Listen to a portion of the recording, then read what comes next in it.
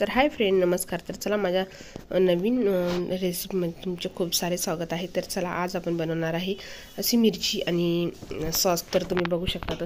तर चला, ही कमी तिखटवाली मिरची आहे आणि ही ना आपण ठेचा पण बनवतो, तर ती मिरची आहे ही कमी तिखटवाली. तर चला, मी ही मिरची घेतलेली आहे, स्वच्छ धुवून पुसून घेतली आणि बघा हे साहित्य काढलेलं आहे. आपल्याला हे बेसन पिठात बनवायचे आहे.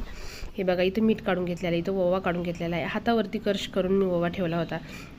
इथं खायचा सोडा ठेवलेला आहे थोडाच, म्हणजे जास्त नाही टाकायचा आपल्याला, कारण ती मिरची फुलती आणि तेल धरती मग, तर आपल्याला थोडाच टाकायचा. तर बघा तुम्ही, मी मिरची आता कट करून घेते मधून.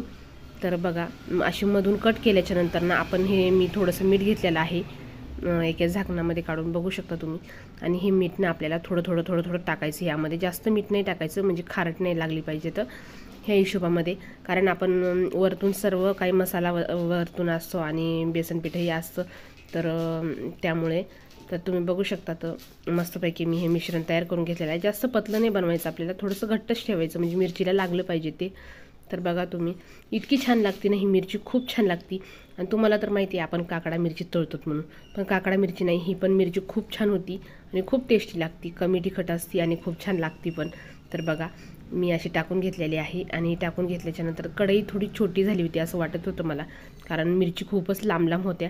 तर बघा, मी ह्या मिरच्या तळून घेतलेल्या आहे अशा. तर बघा, एक घाणा काढून घेतल्याच्यानंतर दुसराही घाणा काढलेला आहे मी. आणि बघा, मस्तपैकी अशी मिरची तयार करून घेतलेली आहे. तर तुम्ही नक्कीच ही मिरची करून बघा आणि तुमची मिरची कशी झाली मला कमेंट करून नक्की सांगा. आणि तुम्ही कोणत्या भागातून माझी रेसिपी बघतात हे मला नक्की सांगा. चला, तोपर्यंत बाय बाय.